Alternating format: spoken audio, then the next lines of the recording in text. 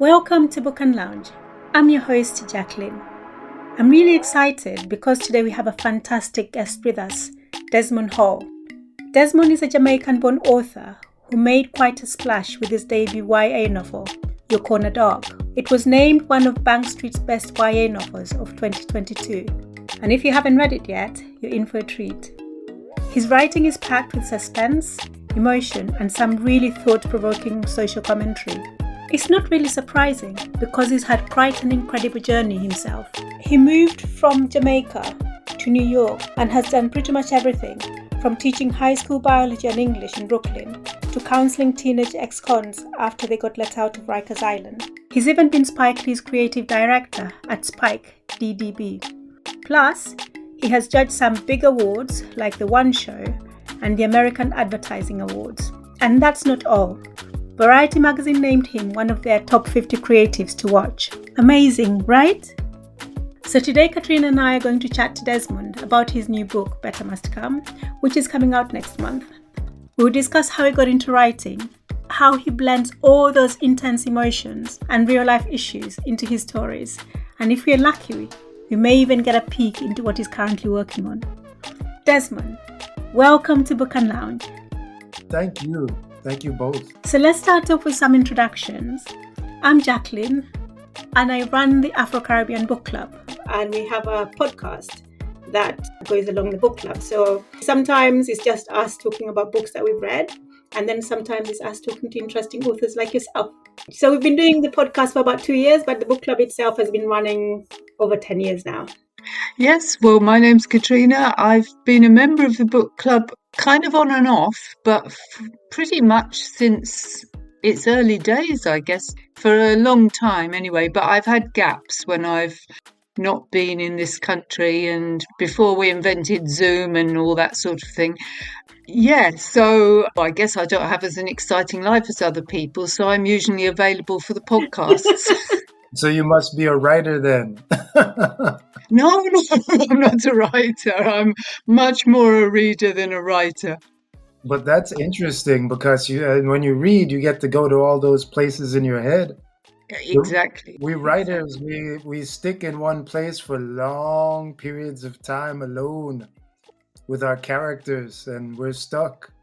But it's a skill though. I mean, like, being able to create characters from nothing. Yeah, but they say writing is the loneliest business you can have. Friends don't really understand when you tell them, I can't see you, I have to write, because they tend to think you can write at any single time when you're just not with them. But it's, not the case. You have to be fairly regimented and hard with yourself and difficult with, friends and family and acquaintances alike, because it is a job. Mm-hmm. And so then do you yourself, like, do you have to set yourself time and say, this is my writing time, I'm not going to do anything else within that time? Yeah, all my time is writing time.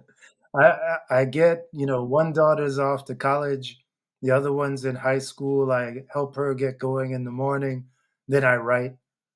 Then my day is like pretty mundane. I take care of house chores, I cook, and then I write. And then I make dinner and I write. And then after dinner, I write. So I just keep going. Do you always find you can write, or do you find yourself chewing the end of the pen? I mean, So I chewing don't think I'd. so chewing into the pen is writing, I think. I think it's it's like baseball. It's in the hips. Just keep the hips on the chair, and while you keep thinking, you're writing. And I so many times, like I've been working on this project, a different one right now, and I've been going back and forth about what it will mean if I allow someone to give in to their own whims for the benefit of humankind. And I sit for hours, and I've been sitting for hours trying to decide, how will this affect the reader? You just sort of lay it out there and let the reader decide. But I want to put something out there that I think is really valuable for them to chew on. And then I try, given that I'm an old school teacher, I try to like not make it, pedantic so that they can come to the answer themselves. But so I think many times when we write, we're sitting and thinking and chewing on said pencil, regardless of its taste. Because I hear quite a few writers saying that they write for themselves. So do you, in that case, write for the reader rather than for yourself? Yeah, I don't believe in this thing because, if you're gonna go write for yourself, why do you want to publish? Why don't you just write your memoirs and then read them to yourself from time to time? I I want people to have an experience and a ride. And I think my two sort of areas that I'm realizing are my expertise are thriller and then budding relationships in times of great distress. And what I want to do with those, given that the definition of a thriller is that you're turning the pages quickly, but I want people's wrists to hurt when they turn those pages. So I use a lot of techniques to make sure that they have that experience. Like I keep the chapters short. Sometimes I chop off the ending to make the reader try to fill out what is going to happen next. And then also I layer in always having the character's intentions, the obstacle, and then the turn, as a minimum in each chapter. So that way, if not in each scene, to keep the ball going. And then in this, sort of budding relationship thing, I think it's really interesting when you think about how kids are today. I'm reading all of these surveys where, they're not so interested in sex. Am I allowed to say sex on your podcast? Yeah, yes, you can. That's Definitely. good. So, yeah, so they're not so interested in that, and then they have this disbelief in love, and then, with the older generation, that, of course, that marriage is on the downswing. And this is an interesting time, right, with this lack of belief. But I think it has a lot to do, of course, with our circumstances, our global circumstances right now. And that sort of belief and feel, it seems that like my characters are experiencing this as well. Young teenagers thinking about, can I have this relationship? Do I want to have this risk? And when you think of in the way things are now with all these substitutes, it's sort of like before, when you would have a relationship, before meaning my time, before, when you'd have a relationship, it's sort of a risk, right? You're going to take this chance because it's dangerous. Then so you're going to take this risk and get in this relationship. But now you have these substitutes with social media and all these other engagements where people, pornography, which is like ridiculously accessible. In my time, it used to be maybe on public television on one of the classic shows, you could see like a quarter of the screen and see part of someone's body. But now it's, readily available and children are consuming it like crazy. And so I think, this sort of substitution is interesting, and I write about it, but with a sort of again, a global sense, as well as like the circumstances that they encounter in the stories I write. Your next book is about to be published. Better soon come? Yeah, man, it's better must come. Oh, better, yes, better must come. And sorry, I got the title wrong. And it is your second novel. It is. The first one was Your Corner Dark, Uh-huh. which was means back home being stuck between a rock and a hard place. And Better Must Come. And it's interesting, like I got both titles from, family back home because I'd call and I'd say, we can't come up with the right thing. And they're like, well, what do you want to talk about? So I'm like, well, it's like, it's a hard time and a tough place. So they're like, oh, you kind of dark, man. And then with this one, the original title for Better Must Come was Barrel Girl because it's, based on or inspired by the sociologist term of barrel children. And I called back home and I said, well, I don't know how to interpret this one because my editor has challenged me to come up with something better. And I love my editor, by the way. And so they said, there was a song back in the day called "Better Must Come," and it was about the difficult times in Jamaica back then in the 70s, which was huge turmoil. And the song was not just popular, but it was also taken up by one of the political parties, which shall be nameless, remain nameless. And the idea that better will happen, of course. And certainly right now, given the circumstances Jamaica is once again in, better must come. Obviously, it is a young adult book, but were you aiming it at any sort of specific group, any Yeah, target so audience, so to speak? yeah. So first of all, the large part of the young adult market, I used to be in advertising, right? So I know I care about these things because it's just in my blood. But a large part of the market is adults. They enjoy reading the young adult novels. So that I find that interesting, right? And then, of course, the young adults themselves, I really, really like to give agency to young people.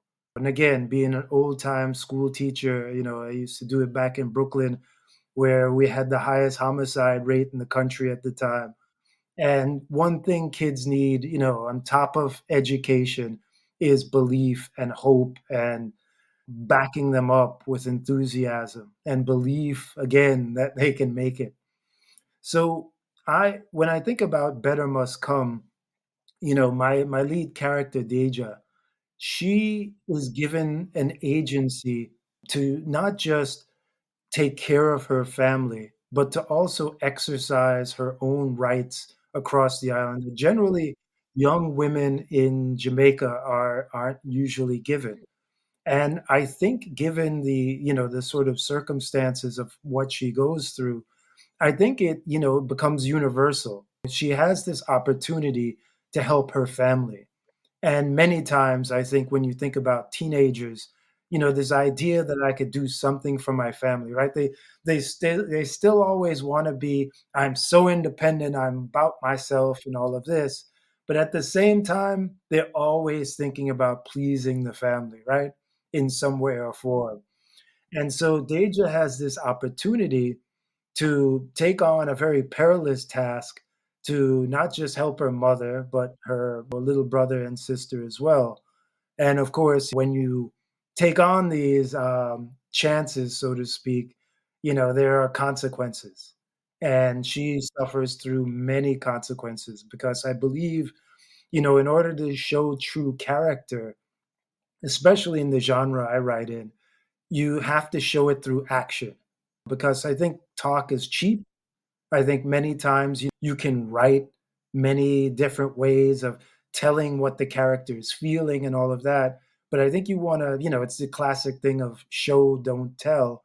But I think it's even a higher level of that, especially again in the thriller genre, is to show through action, right? And the choices made under the pressure to really show who someone is, right? Because many times, people can fudge it and do this and that, but when it comes down to the physicality of the situation, then the reader is there and you see, well, they made this choice and they're jumping in. They must really believe in it. Their whole heart is there. So that's kind of the way I feel about that. You mentioned that you were in advertising prior to starting writing, but I Don't was hold it against me. I wasn't. I was because I also read somewhere that you were a script writer. So I Hmm. wanted to try and understand what the writing experience is like writing this book compared to writing your first book and also comparing to writing scripts. Boy, you're complicated. So yeah. So whew, so I wrote an independent feature way back when in the time of independent films when it was I think a lot easier to go from 0 to 100 with those types of films. And it was a comedy, a dramatic comedy about race relations in America. And it was a time when things weren't as completely fraught as they are right now. And in writing that, when you get down to it, there's a lot of, let's see, there's a lot of dependence on the actor to deliver the emotionality of what you write on the page. And as a screenwriter, if you write a lot of what the character is supposed to think and feel, often the studio heads or the readers for the studio heads will discard the manuscript, the screenplay right away. Because again, the more bare you keep it, the more the actor gets to fill in, and the director gets to sort of fill in their viewpoint, their sort of direction that they want to take the work in. And, so when I did A Day in Black and White, which HBO bought back in the day, it was when I wrote this screenplay, I didn't even give the characters names. It was black man, white woman, white man, and young white man, old black man. And I really kept it that way to keep the focus on the race. But I think when I look at Your Corner Dark, my first book, or Better Must Come, the second one coming out, that is more, you have to do a lot more, again, with the sort of action and showing the character's intentions on the page. Whereas with the screenwriting, that's a major no-no. You'll be called an amateur and your screenplay will not get read or not get green lit or even an option. But in the literary world, when you show this action, you really are getting more in depth into the character. And I think this is interesting also to say. I think one of the major differences is in between script writing, as you say, or we call it screenplay writing, and literature here, is that the character's flaw is generally put down on the page somewhere in literature, right? You understand this like heinous event that the character has not gotten over yet, and that is, gives the novel writing more depth than the film writing. Again, that many times within the film world, that certain look that someone gives to another it carries everything. Here's mine. Huh? See what I mean? Yeah. And again, in the world of novel writing, you have to really layer those emotions with, the action, and you set it up. I really believe in lots of setups and payoffs. And my editor, Caitlin DeLuey, and we worked on over 30 different setups and payoffs in Better Must Come. One of them I'll mention quickly without giving a spoiler away is there's a stone called pyrite, right? It's called fool's gold, and kids often and it's a classic little kid thing. They pick it up, I found gold, me have gold, and and then so one of the other characters, and a quote unquote gangster who is actually educated and turned to this life because the Jamaican unemployment for youth is bubbling around 50%, if not higher, right now, and he turned to this life, but he's actually quite educated. And many times you'll talk to people in the police force, and they'll tell you the last thing you want is an educated criminal. But anyway, so back to the pyrite in the setup. He, we take this stone and we take this educational moment where the gangster is teaching these little kids about how to understand geology, to see that this stone is actually not gold and why it's not. And that's like cool and it's really good for the character. But here's, I think, the area where it gets even better. Later on, this stone turns a scene to save someone's life, right? I can't give much more away because I don't want to spoil it. But I think that's key, right? When you find these really interesting setups don't let them go. Don't let's just to keep that not just in the back of your mind. Maybe if you have like a little pad and paper on the side, jot it down on the side and return to it and think about how can I take this emotional scene that's an emotional, nice thing where it could have violins, but then play it later on where it has synth, and it's really exciting and thrilling. And the reader's, sort of workflow, if you will, is retroactive in many ways, right? So if you're reading something on page 140, and like, let's say it's that stone reappearing again, that pyrite, and you go back, your mind will go boom and zoom all the way back to page 70, where the stone initially was introduced and turn that scene. And you're like, oh, that's good. So it's come back to you. And you're like, I understand why that was done now. And you get this sort of great feeling. Some writers call it an Easter egg. But, I love that idea of setups and payoffs. And Caitlin, my editor, and I worked really hard on like seeding a bunch of those in the manuscript. How much do you and Caitlin go back on a draft before it's then finalized? Caitlin is amazing. Like, yo, man, I need to come up with great words for this. She is, okay, I'll say it this way. She completes me.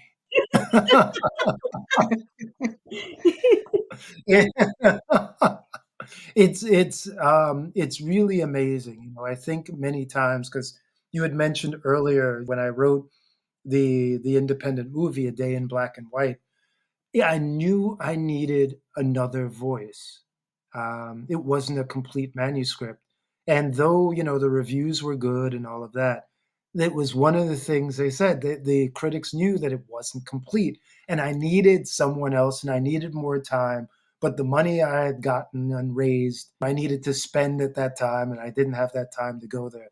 And I felt many times when I wrote that I am not this complete entity, right? And I wonder about this, I got to think it's a myth, the myth of this lone rider in the log cabin going away and coming back with this complete perfect manuscript from the mountaintop.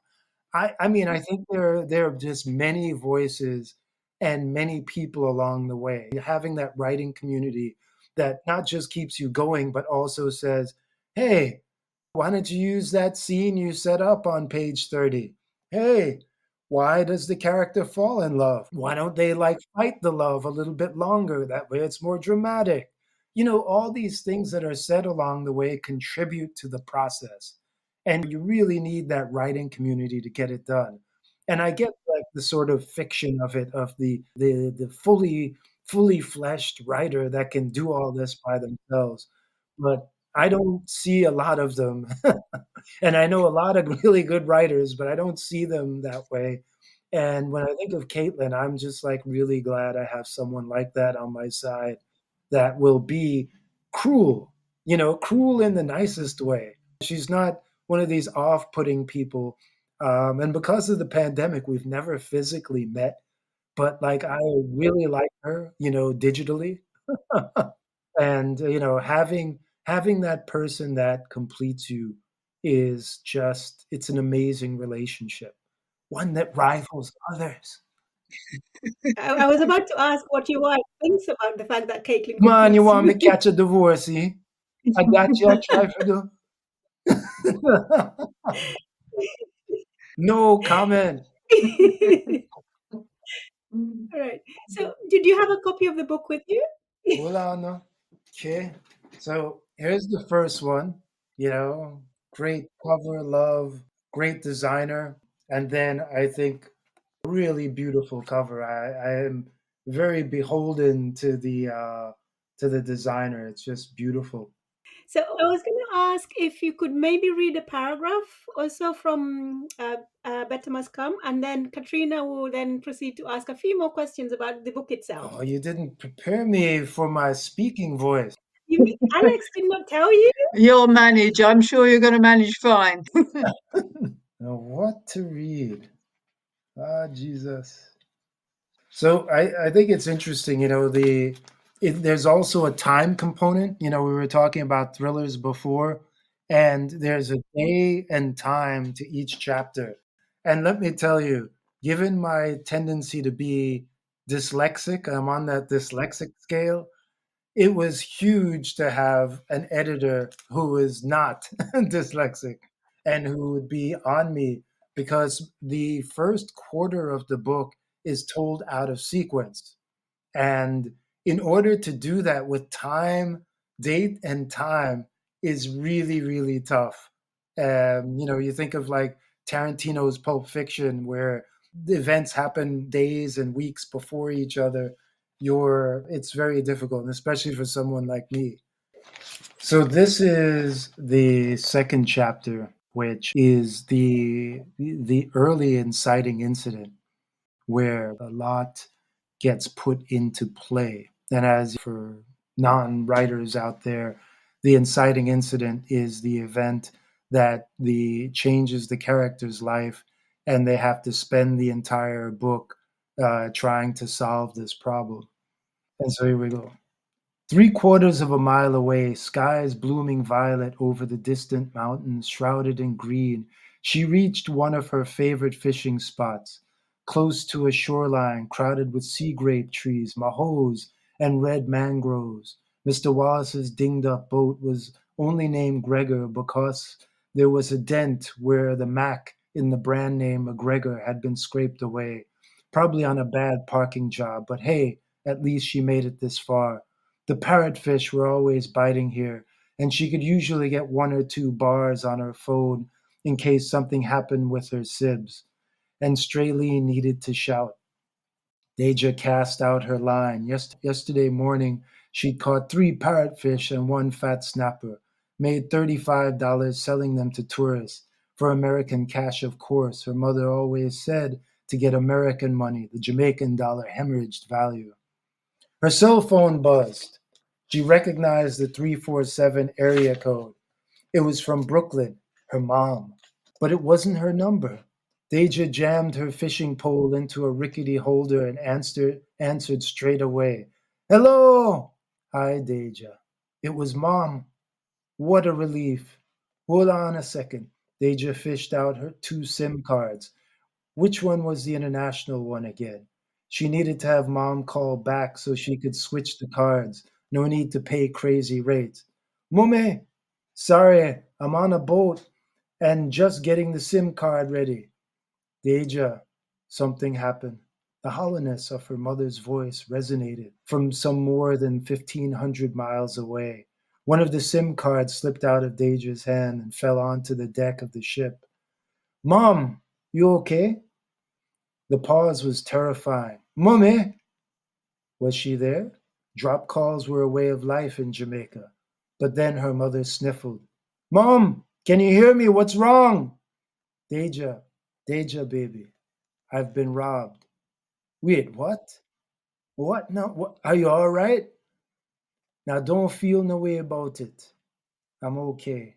Her mother had a teacher's voice, a tone that made you think you were the only one in the world, but that voice was gone. In its place was the sound of someone else, a frazzled person, asking you for directions. I'm in the hospital, but I'm okay. Hospital? Oh my God, what happened, mommy? Steady yourself, baby, steady. I'll be fine. I was on the street and some man, Deja's stomach clenched, and the rest of her body followed. Some man. Did what, mommy? Did what? Listen, Deja, I am fine. Whenever anyone told you over and over that they were fine, it usually meant that they were not fine. It's mostly I lost my partner money. Her mother blurted out. He took everything. Deja nearly snapped her phone in half. Everything? You had all the partner money on you? That damn money club. Deja hated it. Carrying around other people's cash, the dumbest idea she ever heard. Her mom loved it though, said financially distressed people like them needed to make partnerships where each person contributed a specific amount every 2 weeks or so. Then you took turns withdrawing the bulk of the money. from the partnership to meet big payments when they came due. Even millionaires would go bankrupt if they couldn't raise enough cash to meet certain payments at specific times. Her mother had insisted. Deja had scoffed at that whole old school ridiculousness anyway. ATMs, people, ATMs. How much was it, mommy? All of the money? And are you sure you're all right? Deja, here's why I'm telling you this. There won't be any barrel coming, any money for school fees. You understand me? Damn, damn. Of course, no money equals no barrel, but still. Yes, but mom, are you okay? Don't worry about me, her mother insisted, but her voice, flat, so flat, said the opposite. How could she even suggest that? That was about as impossible could be. Tell me now, you sure you're okay? Deja pressed. Listen, Donovan's ADHD meds are covered for another 6 months, so that's okay for now. Her mother was clearly avoiding the question, but the mortgage is coming up. I'll figure out something soon. She sounded like she'd been hiking up a mountain, reaching for breath. Kalicia's school fees are due, but you can talk to the administrator, ask her for an extension. I talked to her already. Oh, good. That's one less thing for me to worry about. Crap. Now Deja couldn't tell her the rest. Now stop there. Over to you, Katrina. Yeah, man, a trouble, worries and trouble. Yes, indeed, with all those bills coming in.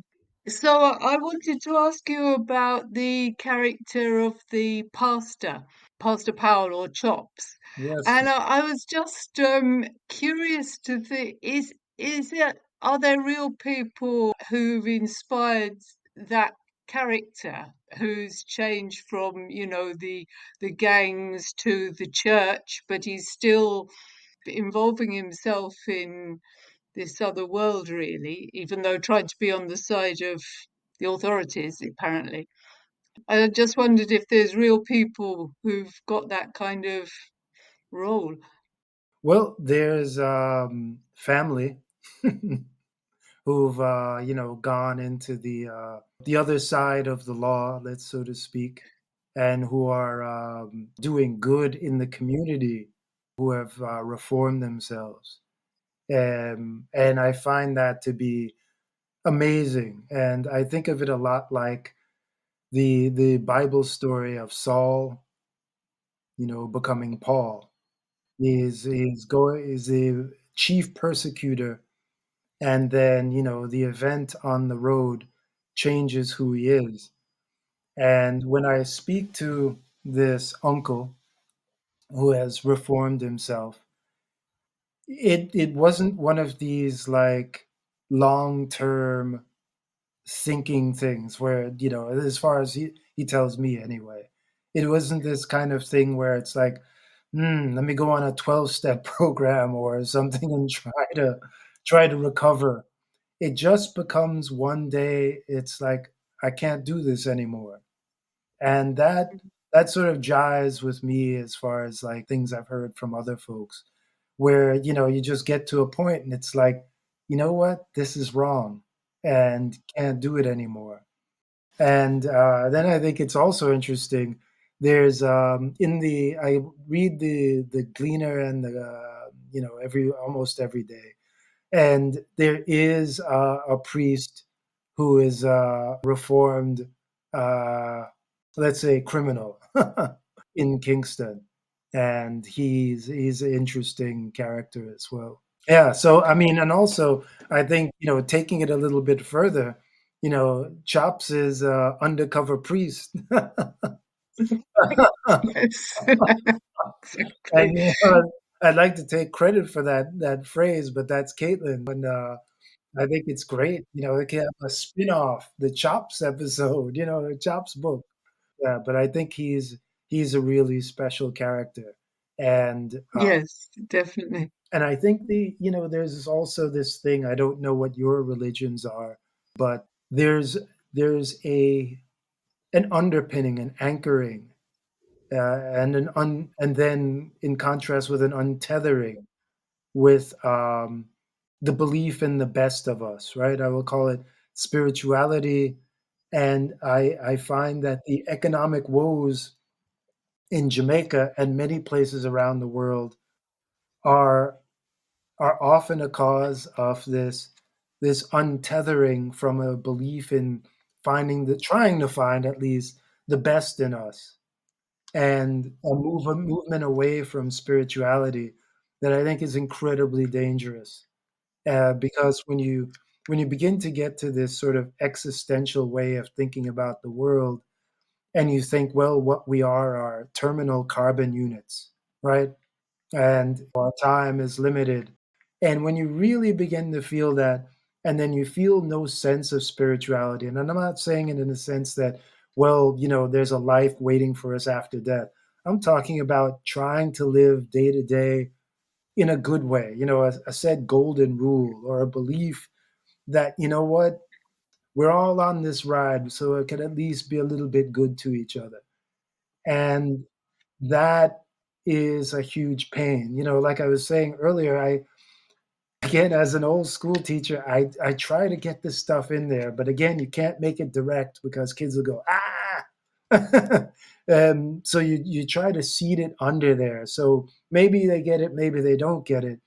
But the idea of what Chops has gone through and the way he does it through his action and decisions, and again, showing things through actions versus an action under pressure is like really the thing. And when you get to that place, then I think, people have a chance to fill in the blank themselves and to feel that action as opposed to being told what to think. Just to follow on from that, I think I like Hammer. I'm still on the fence. I'm not sure whether he's actually fully reformed, or he's just using the priest, well, the church as a cover, but he's really still in the posse. So I think even when I got to the end, I still wasn't sure. Yeah, good. Yeah, Playing both sides, playing both sides. playing both sides, and God as well. Hey, it's not for me to say what Chops is feeling. Uno feel that. But let me See, ask. it's a very good character, isn't it? Because, like you said, Jackie, for a long time in the book, I couldn't work out what side he was really on and what was going on. You could tell, obviously, there's something going on underneath the official sort of pastor role, but quite which way he was playing it, I was uncertain. And like you say, well, maybe there's more to it even than that. It's a good character. Yeah. So the other thing that struck me was the names, and especially the nicknames. So you had Chops, Hammer, Blue Moon. Is it Blue Moon? Blood Moon. Blood And I just, Moon. yes. So I just think, how did you come up with the nicknames? And which of the characters did you enjoy writing the most, and why? So first, yeah, I believe in lots of research. And so I've gone through, there's actually, if you Google, there's a lexicon of Jamaican gangster names. Real thing. But again, you don't want to be too real and put that name with the certain location, if you know what I mean. So I'd go and I look up all these names of actual people in the criminal world, and I get my inspiration from that. And I think it's important because many times people only know the people through those nicknames. Like many times someone might be called Winston Marshall, but people will go, "Oh, who that? Who named that?" And it's like, "Oh, you mean Blood Moon? Yeah, man, we know him." Why you never said so the first time? Yeah. So I think it's like really important, and I think it's good for the feel of the story also to for people to be known that way. And I think also in Jamaica, many people are also even outside of the criminal world are known by their nickname. Just more so, I think, in the criminal world. And which character did I like writing the most? You're cruelly, you're wicked man. I love all my characters. You're probably wow. So it's a tie, okay?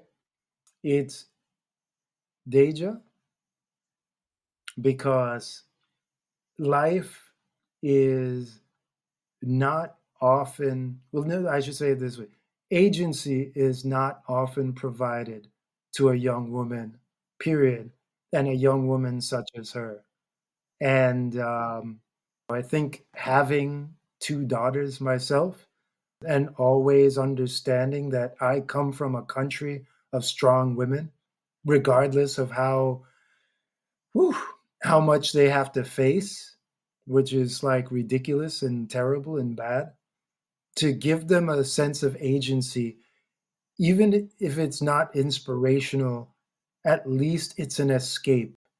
So it's a world where they can go and live this fantasy of like enjoying, where many young men, young boys get this type of fantasy escape all the time, as well as this sort of backing up, so to speak. And I think that that's, really, really important. So her, and then I also enjoyed writing Weber because I never knew that there actually was. I guess I'll say this in the podcast as a spoiler, but I never knew that Jamaica had James Bonds. Okay.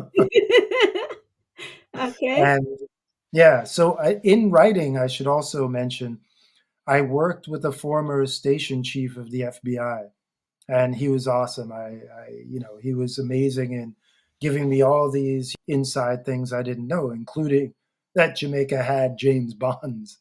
So that just was like, wow, this character and what they do as a cover is an actual thing for many of them, and that was like huge for me. And then also his purpose. You don't quite know what his purpose is, kind of like, which I enjoyed you saying with Chops. You don't quite know his purpose. Again, you don't quite know Webb. Mm, You mm. don't quite know his purpose either. And I enjoyed that. I enjoyed the manipulation of more powerful or more informed forces. And the fact that he got to toy with people, kind of a Nancy like, was, hence Weber. Yeah, so that's just really fun because it really gave me this opportunity to construct the forces that are sort of out there. And when I think of also in my first book, Your Corner Dark, one of the questions I often get is, and I get it in like this dismissive way, Desmond, there's no such thing as a stingray. Well, there actually is a stingray, and it's used quite often. And a stingray is when the police force or any of the authorities create a cell phone tower given the technology they have. And that cell phone tower allows them to take in all the messages in the area. So they can like become, Sprint or Digicel, in a way or a manner of speaking, and pull in all this information. And again, like in Weber in Better Must Come, he has not merely just some technological advances. He has the full advantage because he's part of a multi-jurisdictional task force. And given that he understands who the players are, it really becomes this issue of knowledge is power, and he wields it. And I enjoy him wielding it because it puts so many people in trouble. And then what he says at the end comes from my heart, really. And I guess that's too much of a spoiler if I say what that is, but it really it echoes my belief in some of the issues or key issues that face Jamaica right now. I read it in a way as my 12, 13-year-old self.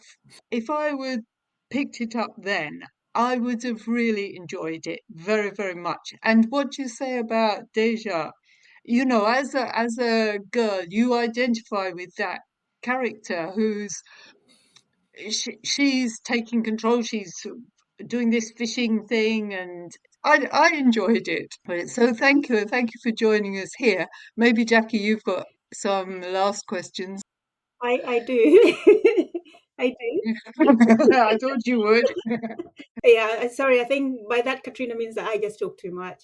I always have, have a little question. No, I don't mean that at all. I just mean you always think up interesting stuff. So, what is it that you read, and what's your favorite genre? What I read a bit of everything. I read, a lot of young adult. I like Jason Reynolds. I like Courtney Summers. I like Jennifer De Leon in the YA genre. Adult, I like a good amount of nonfiction. I like George Packer and his, it's something I've read recently. He's done a couple takes on the sort of eroding of American society, which I think is, important to read. Um, let's see. Obviously, I like thrillers. I love Brief History of Seven Killings by Marlon James. And again, a thriller where I think he has a cast of 30 and he kills almost all of them by half of the book. So yeah, a lot of thrillers, nonfiction, YA, and like that. But what I really like about this job is that I get to read a ton for research. I do like nonfiction, but like my level of reading nonfiction goes up like crazy. Like I can't show it to you now, but like whenever I'm writing something, I have all these books that are like the half open to a page or area just lying down. And my daughter the other day actually came in and she's like, "Yeah, I thought you were an organized person." I'm like, "I'm working. I don't have enough book leaves or page holders." And so I just leave them lying down. You go to them to revisit the research from time to time, and because you get your inspiration from that. And then following on from that, what is the most You have more embarrassing book? question? Only a few more. What's the most embarrassing book or film you'd publicly admit to liking? And I love films. I often find something great about every film. Having been in that world before getting into novel writing, I would go back to Blockbuster back when it existed, and I would just go in and take like a pile of films and stay home and just keep putting in disc after disc. And for me, that's like a great deal of fun. So I I kind of love the idea of like researching film too. And I think again, you find a lot of homage in the film world. Scenes that are taken from, the classics, like the great dancing scene by, I forget the Italian director, but Tarantino redid that with Uma Thurman and Travolta. And it's a direct lift, and he says exactly what he's doing, but it's like these scenes that are just speak to us in a certain way. And so I find so much in almost every film. I think when you read, I don't look at it as embarrassing or not. What I kind of look at it as like is boring or not. Okay. And that's the last thing I want to do. And I think Katrina, you pointed out with Better Must Come. If Moses the screenwriter came down from the mount to tell me what is my number one rule, the number one commandment, it would be thou shalt not bore your reader. And I just don't believe in that. It's not what I want to write. So I guess going all the way back to the beginning, do I write for myself? Well, I guess for what I do write for myself, what my rule for writing for myself is to never or try to never be boring. Mhm. And Better Must Come will never, I don't think anyone will ever critique it for ever being boring. It's not, definitely not. So then what are you working on now? Well, I'm glad you asked. I'm working on two stories, and I'm really close because I've there's I write all the time. I've stepped away from, the advertising business of being this highly stressed out creative director trying to come up with new ways to sell diapers, insurance, and tires, to being a full-time writer and a full-time dad. And though I miss the money, let me repeat that. Though I miss the money, I have not missed the time I've spent with my family. You hear this thing that athletes go, "Yeah, I'm stepping away from the game to spend more time with my family." And I'd always be suspect about that. Be like, really? You're gonna like not play football and not get the adoration of millions and not get millions and millions of dollars to be with your family? But I get it now. I thought that as a young person, but I get it now. I mean, these moments, especially the car rides with my kids, I get to hear things that you can't hear when, you just ask them, "How you doing? How's school? Good. What'd you do? Stuff. How you feeling? Okay." But in the car ride, you get the depths of the thing. So, yeah. And so, finally, if our listeners wanted to get hold of you, would they be able to find you any of the socials, or is there a website that we can get you more information on your books and your publications? Yes, yes. So where am I? I'm on Instagram as Desmond Hall Author. The website is Desmond Hall Author. The the Twitter is Desmond Hall Author. I see a theme. Yes, yes, yes. Yes. Got to stick with the themes. Yeah, and also I'm on there's information on the Simon and Schuster website, so it can be found there too. So yeah, reach out. I'm there. Or really, I'm here writing. And you asked, oh, I didn't answer one question, right? You asked what I'm working on. So I'm venturing into middle grade, and I'm writing a time travel story where an African American brother and sister discover they have powers and are sent back to the Tulsa massacre to save a piano, which they completely rail against the spirits about. Why can't they save the people? But they find out that saving this piano is a great way of preserving generational wealth, which I think is a huge issue that's often not looked at, right? Because there's okay, why do you act this way? Why do those people act this way? Or it's often said by a certain ilk. And when you trace the lack or the destruction, the purposeful destruction of generational wealth, you kind of like look under the covers a bit, under the hood of the car, and you see the engine and the works. So again, it's a thriller, so it's going to be exciting. But again, you begin to see, continuing with the theme, I'm going to make it exciting, but if you look underneath, you're going to see what's going on. Plus, again, with kids, you can't like knock them on the head and tell them something. It's almost a sure way to get them to not pay attention, right? So you excite them, thrill, get the game going, and then make them stop a minute, if they will, and go, wait a minute, there's something else. Well, I'm hoping that you will come back and actually talk to us about it. Yes.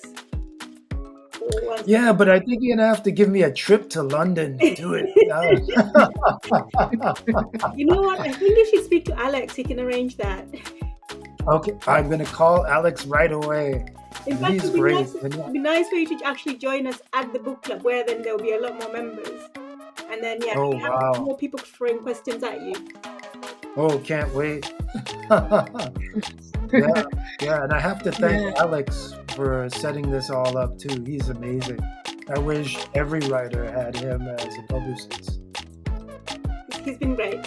Well, it really now it just leaves me time to say thank you so much for sparing the time to join us and for the lovely, interesting conversation that we've had. Well, thank you. Thank you both. And thank you so much for listening. If you enjoyed this or any of our other episodes, please like, share, or subscribe on Spotify, YouTube, and Apple Podcasts. Till next time, goodbye.